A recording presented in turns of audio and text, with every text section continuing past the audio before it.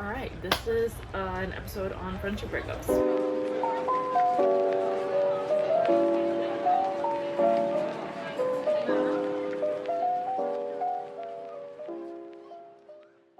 Hi, welcome back to another episode of Romance Unleashed. I am your host, Mel. And today we're going to talk about friendship breakups because not only am I going through one, but I'm just watching Bridgerton season 3, and I feel like Eloise's and Penelope's friendship breakup, it is tearing me apart. I sobbed like a baby last night. So I feel like we all go through friendship breakups, so I feel like we need to talk about them. But first, I'm gonna start off this episode by answering some questions that you all sent in. Also, if you ever come to our store, the Modern Rose is a coffee shop down the street. They are fantastic, great coffee. And it is early today when I am recording, so I needed coffee to get through this episode today. So I got some questions, and I am going to pick some of them and see what y'all said. Let's see. Favorite trope and why? If I had to, and I think I touched on this on our first episode, but if I had to pick one trope, it would probably be like second chance, but not second chance because someone fucked up. Second chance because it was the right person, wrong time. I feel like a lot of my life, or maybe I feel like the right person, but I feel like a lot of my life has been what I felt like was right person, but the wrong time for it, whether that was for me or for that person. And yeah, I mean, I feel like second chances, I kind of believe if your ex is your ex, that person is your ex for a reason. But I am also a person that likes to give people second chances. So I don't know, that's kind of contradicting, I guess. Let me know what you think. But I think something about second chance, right person, wrong time, like just really touches to a part of me that maybe has just like been in love with people who I thought were my forever, that I like to think that perhaps it was the right person, wrong time, but maybe it was the right person for that right time. You know what I mean? I think sometimes we don't acknowledge, right? Obviously, if there's wrongdoings, there's a lot of different layers to like take off from that. But I think sometimes when a relationship ends, there is this grieving process that we go through, but we also don't acknowledge all of the beautiful things that came from that relationship. Second chance would be my absolute favorite trope. I also feel like they make me like cry the most. Favorite moments of the year thus far. It is May 2024 as I am recording this. And I would definitely say grand opening of the store was a big amazing day for me. And I think the goats, for those who don't know, I had Abby Jimenez here at the store. She did a tour stop here, and we had baby goats running around this bookstore, and it was magical, truly. I would also say my trip to Peru. I will touch on this on another episode, I am sure, but like burnout is real, friends. Take care of yourselves. If you don't take care of you, who will? And since I started the business, since I started Steamy Lit back in 2020, I haven't taken a break. I've been nonstop. Like, sure, I've taken little vacations, but none of them were like, I am going to turn off my devices. I am going to fully unplug from work. It's always been because, like, as a small business owner, as someone who hustles, as someone who has side hustles, like, you keep going because like you need to eat, you know what I mean? And I had never up to this point just taken some time, and I think a lot of that also came with like I have a great team who I can like trust to take care of the store and take care of the business while I'm gone, and obviously that's taken some years to build up, right? So all of that to say is that when you have a chance to take that break, take it. And I was fortunate enough to go back home to Peru for almost 2 weeks. I went for 10 days. A lot of it was just resting. I have an aura ring, which I absolutely love because I like to like see what's going on with my body, I guess. And I wanted to stop wearing an Apple Watch because I wanted to stop being connected to like text messages and notifications and things like that. So my aura ring still does what I needed to do, like workout wise, but it also calculates like your sleeping habits and your readiness for the day. And when I tell you that my readiness for the day, this whole time, I've had it for like almost 2 months now, I think, my readiness for the days had been like, my aura ring was like, girl, you need to sleep more, you need to do like, you need to rest, you need help basically. And the whole time I was in Peru, I kept getting like readiness optimal, and I was like, wow, like I really needed that. But something else I noticed was that, and I said I was going to talk about this in another episode, but I guess we are here today. Something else I noticed when I came back was that I had some meetings right when I got back, and like my mind was so refreshed. Like I was talking through some of the like logistics for Steamy LitCon, and I just like had like ideas that like my brain was just so burned out. So anyway, all of that to say, if you're able to, definitely take a break. I know we have to hustle. I know we have to figure out where the food is coming from, how the money keeps rolling in, but I think it's so important for us to take a break to be able to do it even better. You know what I mean? Bucket list. I don't have a bucket list. I've never really wanted to create one either. Like I've never really had, yeah, like I've never really wanted to. And I don't know if that's because it puts too much pressure, or like my anxiety just like, you know what I mean? Like once you have a list of things that you need to do, you need to do them. And I'm also a very impulsive person. So if I have an idea for something, I need to get it done right then and there. And so I feel like that's why bucket lists don't work for me. I don't know. I feel like, sure, there's like bucket lists for different things, but like I associate bucket lists with death for some reason. And I don't know, like I don't know. I have complicated feelings clearly about bucket lists, so I don't have one. What was the last book that made you cry, and why? This is a great segue into friendship breakups. I just finished reading an early copy of, let me pull it up because I have a terrible memory. And actually, it also makes me want to talk about this other book I'm reading right now, which I absolutely love, and I need everyone else to read it.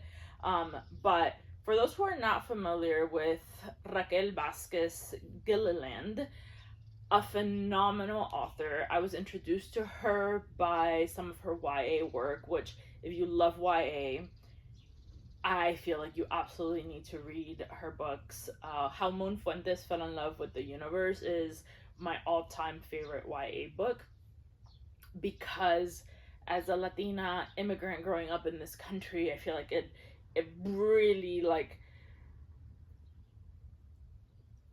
it was me. Like so much of what was written in that book was me and some of my feelings and experiences. And anyway, I stopped reading this book. Very much a coming of age book, but it's a beautiful book. If you like YA, I highly recommend it.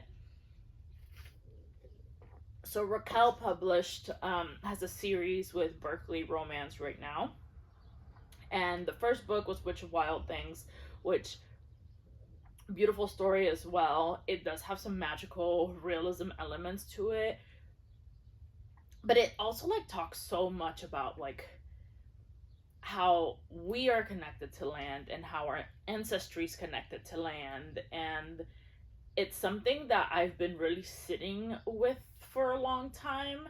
um and it was just really special to read that book. But anyway, the second book in that series is coming out in it's coming out October 15th, 2024. It's called Lightning in Her Hands. My god, it's a beautiful book. It's obviously a romance, and it is two best friends who have basically been in love with each other their whole lives, but have never acted on it. And something shift between them, and it caused a rift, and they don't talk for a while. And I think like a year or so, which is similar to a predicament I'm going through right now, in a sense. And anyway, the quote that I highlighted from this book said, um, I'm gonna have to pull it up for you because it really like I feel like it really just gets us off on the right track to talk about friendship breakups. But obviously, this book had something to do with a friendship breakup, but there's romantic elements, so not fully. However, the quote that I loved from this book and I highlighted: "You are my best friend. Even when we weren't talking, I thought about you every damn day. I wonder what you were eating for breakfast, what you were doing before bed, if you still got to wear those perfumes your grandmother got you." Anyway, really the main quote from here is, "You are my best friend. Even when we weren't talking, I thought about you every damn day." And obviously, like, they're in love with each other, so there's, like I mentioned, romantic elements to this, but friendship breakups have probably hit me harder than romantic breakups. I feel like when you go through a friendship breakup, there is this other level of pain that we don't acknowledge enough. The friendship breakups are just so painful, and you've probably seen a clip of me kind of starting to cry when I recorded my first episode back without Des, and that's, I guess, my most recent friendship breakup. And I don't know that he would say that it's a friendship breakup, but I definitely think something ended, and I am still recovering from that. It's definitely a grieving process, and I've gone through several throughout my life, and I think we all do, right? I think as you grow, sometimes you don't grow with people, right? Or you move away for college and your lives take on different directions. But I feel like we let guards down that we don't let down with other people in friendships, right? Because friendships are this like safe space where you're not fronting, you are exactly who you are, who you present yourself to be. And they know you better than anybody else, you know, they get you better than anybody else because they know and they see the real you. And when you lose those people, my god, that hurts like shit. We're seeing it right now in Bridgerton. I think, and obviously these are kind of spoilers, but not really. Season 3, I think episode, well, since the ending of season 2, you see how Penelope and Eloisa's friendship is kind of tearing apart. And these two were two peas in a pod, right? They were supposed to be spinsters forever and do all of these things, like grow old together, and they were each other's safe space. And when that is no longer the case, wow, you know, it is such a painful feeling because this was somebody that saw you for exactly who you were, you know? So anyway, I was watching Bridgerton last night, and I obviously was sobbing, as I'm a crying girl. In my crying era forever, please.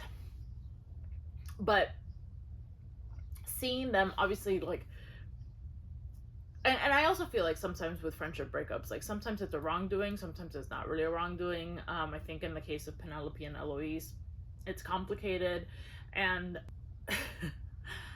you know, seeing how Eloise comes to talk to Penelope after and just say, like, basically, like, I wish you the best in what you're pursuing, and I do apologize for the role I've played in some of the things that happened to Penelope in season 2.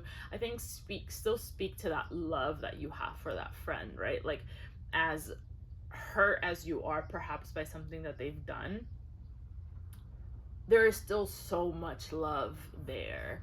um I almost could take it back to my ex marriage, right? And there was no wrongdoings to my knowledge anyway, and it was, I think, once you start growing old with somebody, that also turns into a friendship, right? And obviously there's romantic elements to this, like that was my spouse, but I felt similar in the sense of like, you you wish them the best, and sometimes that hurts more, because I think that you really have to face what's happening, right? When there is a wrongdoing, sometimes all of that hurt and all of that rencor, how do you say rencor? The grudges that you're holding against that person, right? Like kind of overshadow what you're really feeling. And it's, I almost feel like it's a little bit easier when there's a wrongdoing to get over that relationship, or get over that situation, than when there isn't one. And I think in my case, in my latest friendship breakup, I wouldn't I wouldn't say there was necessarily a wrongdoing, but something shifted drastically, and I was kind of just left in the dust, without any acknowledgement to that shift.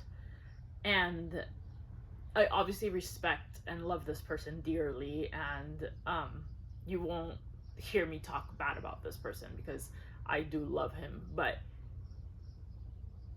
I don't think I've cried more for a man I haven't fucked ever. And I might start crying right now. Fuck. Obviously I'm going to therapy and I'm still grieving through this friendship breakup, but I think especially post divorce, I found this friendship when I was in a very vulnerable space, and having someone who I could truly show up for who I am. Like I say that I try to be as transparent as possible on social media and who I am, but there's still, I feel like, a little bit of a front. There's only so many people who like really know you and know your inner thoughts and how you work, and that was that person for me. Like there was no holding back. I could tell this person everything from like my sexcapades in college, and there were many, to just like random life shit, to just things that I knew I could just be honest, I could be true. That was my safest space. And losing that friendship has destroyed me. And I think sometimes I read a thread earlier this week that was talking about how sometimes like we value people more than they value us, and I definitely think that was the case in this friendship. I think because I was coming from such a vulnerable space when I found this friendship, while I'm like full on crying on this fucking podcast.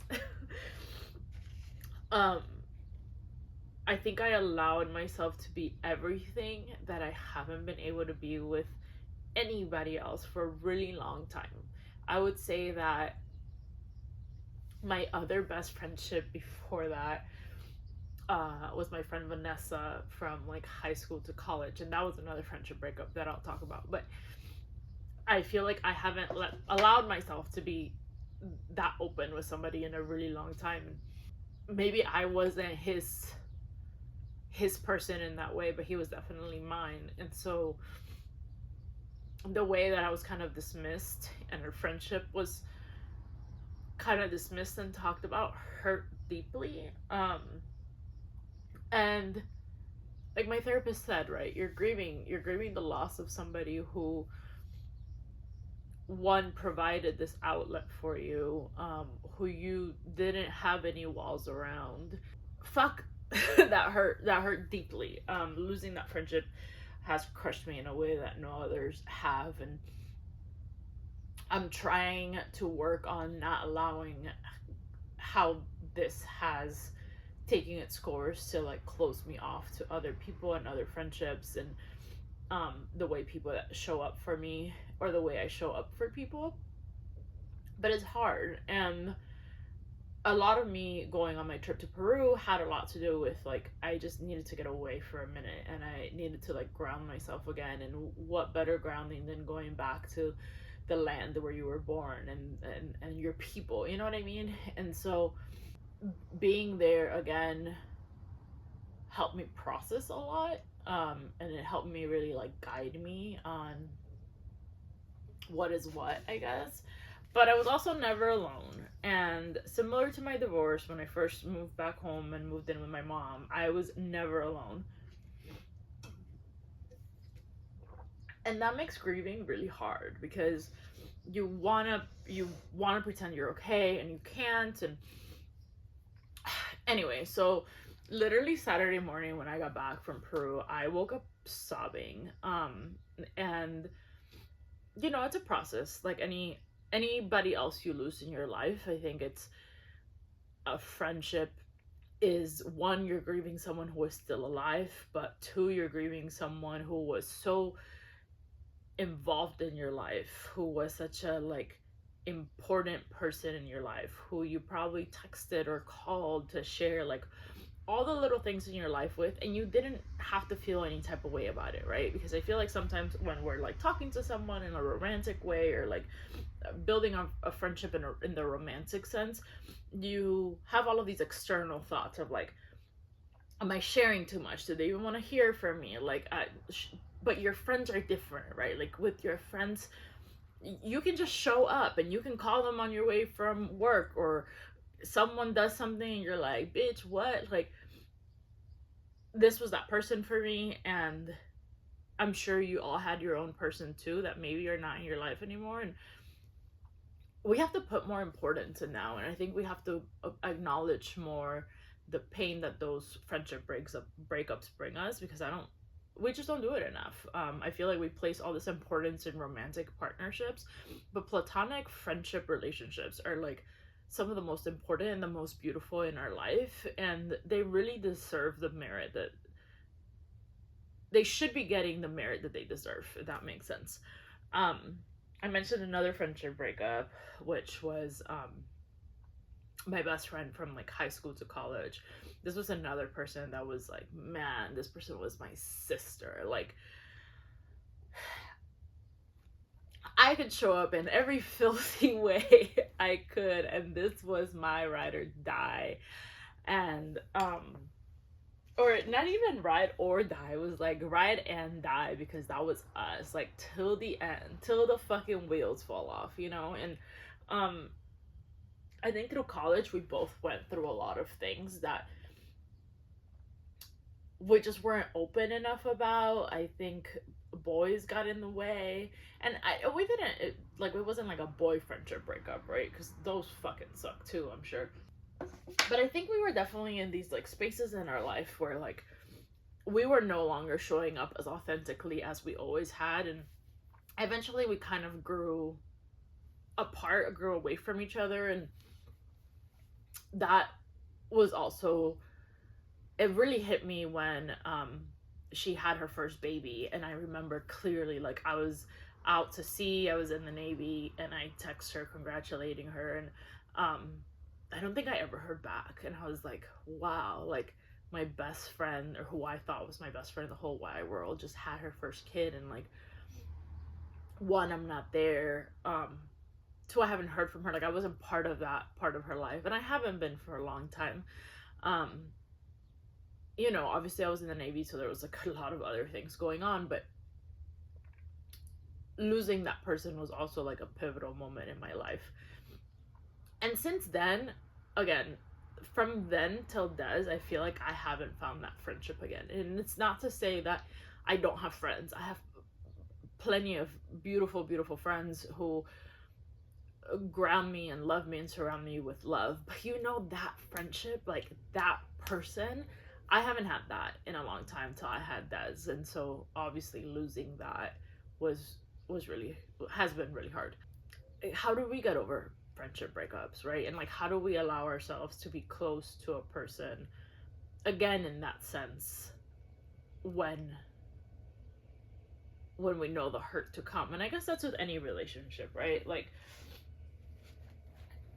I think acknowledging that the person played a role in your life, an important role in your life when they needed to, is important. I think being grateful for those experiences and for those moments and for the way that those people showed up for you, I think is also really important.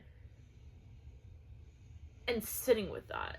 Sometimes because society as a whole places more importance on romantic relationships than friendship relationships, I think that we don't even sit with the fact that we've lost a friend, you know? And we don't give ourselves time to actually grieve that. Because again, right, like, sure, if you tell someone that you're crying because you just broke up with your boyfriend or whatever, like, society wise, that's acceptable. And I don't know if it's not acceptable to cry over your friend, but it's kind of more like, like. And no, I think we need to reel that back in. I think we need to put more importance in our friendships. And I think that, unfortunately, if a time comes when a friendship is ending, we need to also grieve that and acknowledge that grief and sit with that and acknowledge our feelings and grief the past, grief what has happened, grief the moments you will no longer have together. And after you heal, open yourself back up to those beautiful friendships, because those are some of the things that matter most in life, you know. And I said this, I think, on the first episode, but if you're not feeling, you're dead. And like, okay, dramatic, but also like, feel your feels. So often we are asked to like push on and just keep on and continue, and no, let's sit with it for a minute. Let's sit with our feelings, feel it all, feel it deep, release it, and then come back. And then little by little, brick by brick, build that back up, you know? All right, so naturally I looked up some stuff on friendship breakups, and this article is from coveteur.com, and the journalist says, romantic breakups, I would argue, are far easier to digest. Two people realize they aren't suited to spend the rest of their lives together, and things end. With the rest of your life at stake, it's easy to understand that a bunch of non-personal reasons can fuel a romantic split. With friendships, on the other hand, the subtext is always, I would rather never see you again than spend any more time with you. And I agree. I think that this puts all of this conversation into perspective, right? Like, when you choose a friend, when you choose a romantic partner, you choose them to spend your life with them, essentially, right? Like, supposedly that's the end goal. But with a friend, it's more than that. I would say it's like more than just life. It's a past life. I don't know if that makes sense, but you know that a romantic, as hopeful you are about your relationship and your love, you know that a romantic relationship can end, right? Because sometimes the passion isn't there anymore, the love isn't there anymore, you grow apart for whatever reason. But with a friendship, you showed up exactly how you two were, right? So like, with a romantic friendship or the romantic relationship, you're saying like, no, I don't want to spend my life with you.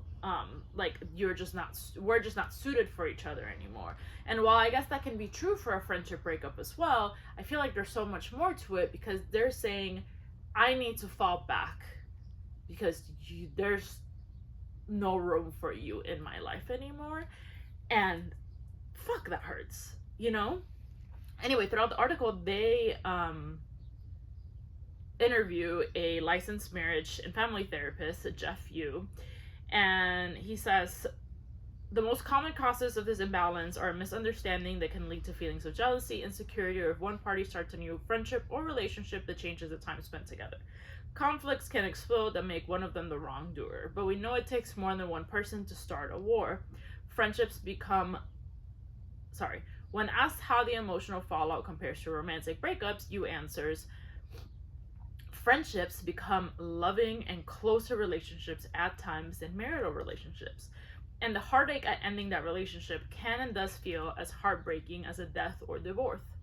Both parties may experience bitterness, sadness, depression, and quite possibly the lowering of their self image, creating mental status concerns and physiological pain. And while obviously all of this is true for a romantic relationship as well, I think when a person, when you go through a friendship breakup, you, at least in my case, in my latest thing, it also felt so personal because it was like, I have to fall back from you after I've shown up as true as I can be with somebody, you know? And I guess to the point of the therapist here, when you've shown up exactly as you are, as true as you are, and somebody tells you that they have to fall back from this, from you, from your friendship, it's so hard not to develop self-image issues about who you are, etc., you know? And I think for me going through this, there's also been this little voice, right? I have often had a theme of being too much. I am who I am. I get really excited about things. I am a little bit dramatic sometimes, or maybe a lot, some would argue. I am a lover through and through. I will ride for people who I love. And I've often been told I'm too much, like your feelings are too much. And so going through this, there's been another little voice that's like, you showed up as true as you ever have, and you are too much. But no, I think I am just enough, and I am just me, and we are not everyone's cup of tea, right? And obviously when we love somebody deeply and when they have such an important role in our lives, when that person says you're no longer my cup of tea, that's a hard pill to swallow. But you will be somebody's cup of tea, whether that's romantic or friendship. I think in our case there were a lot of unspoken things in both of these friendship breakups that I'm referring to. I feel like there were a lot of unspoken things about things we were going through. With my latest friendship breakup, I think that there were a lot of other things that we should have talked about that we never did. I think we deserved better. I think for two people who used to have therapy once a week to talk about exactly things like this, we deserve better. But what can you do, right? What can you do? And so I'm gonna close this out by saying, if you are going through a friendship breakup, I feel you, I see you, I hear you, feel your feels, sit with that pain, grow from that pain, and don't close yourself off to being you and showing up as you, because it's so important in the way we live our lives, on how we live our lives, to show up exactly how we are. And that's not always easy, and it takes a long time to be comfortable, I think, in your own skin even sometimes, you know, but do it. I think you'll thank yourself for it. All right, well, this was another episode of Romance Unleashed. As always, you can follow us on YouTube, Instagram, TikTok at Romance Unleashed Pod. And I hope to have some more guests for you here soon. Thank you for tuning in. Adios.